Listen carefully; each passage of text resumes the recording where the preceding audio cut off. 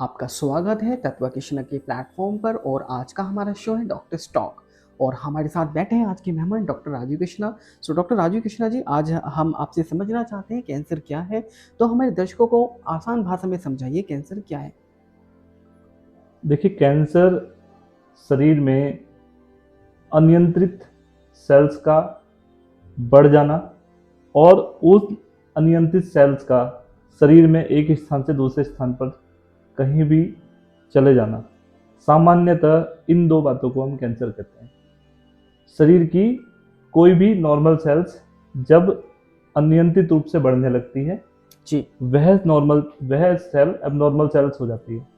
उनकी जो बढ़ने की क्षमता होती है जी। वो अनियंत्रित होती है, वो अनकंट्रोल ग्रोथ बोलते हैं उसको। अच्छा। तो वो अनकंट्रोल ग्रोथ, वो उसको हम सामान्यतः कैंसर कहते हैं।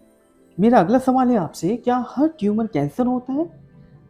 जी नहीं, कैंसर में ट्यूमर्स की जब थ्योरी की बात हम करते हैं, सारे ट्यूमर्स कैंसर्स नहीं होते। ट्यूमर्स दो तरह के होते हैं, सौम्य यानी बिनाइन और कैंसरस। बिनाइन ट्यूमर्स जो होते हैं वो कैंसर्स नहीं होते, वो केवल शरीर में एक मोटी गांठ होती है, उसमें जो सेल्स होती है वो अनियंत्रित ग्रोथ नहीं करती, अनियंत्रित रूप से नहीं बढ़ती। जो कैंसर्स ट्यूमर होते हैं उनमें जो सेल्स पे नियंत्रण होता है वो नहीं होता, उसमें सेल्स अनियंत्रित रूप से बढ़ती है। ये दोनों तरह के ट्यूमर, बिनाइन और कैंसरस, तो कैंसरस वाले ट्यूमर्स को ही हम कैंसर कहते हैं। जी, मैं इसी क्रम में आगे अगला सवाल आपसे पूछना चाहूँगा, कैंसर होने के मुख्य कारण क्या-क्या हो सकते हैं? देखिए, कैंसर का कोई एक निश्चित कारण नहीं कहा जा सकता। कुछ ऐसे फैक्टर हैं जो कैंसर होने की परिस्थिति को पैदा करते हैं। जी। जैसे आपने सुना होगा तंबाकू खाना। जी, बिल्कुल सुना तो है। बहुत सारे जो कारण हैं उनमें एक कारण है तंबाकू का प्रयोग, धूम्रपान का प्रयोग, केमिकल जो फैक्ट्रियां है हमारी, केमिकल फैक्ट्रियों में काम करने वाले लोग केमिकल्स के संपर्क में आते हैं, वो एक कारण है।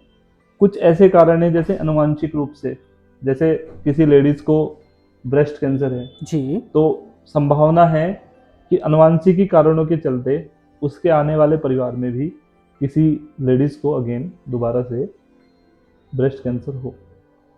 इसके अलावा एक और कारण है जैसे रेडियो एक्टिव संपर्क। जी। कुछ ऐसे फैक्ट्रिया है जिनमें रेडियो एक्टिव तरंगों का प्रयोग होता है, सूरज से भी जो अल्ट्रावायलेट रेज आती है उनका भी संपर्क होना, ये सारे कारण कैंसर होने के लिए जिम्मेदार माने जाते हैं।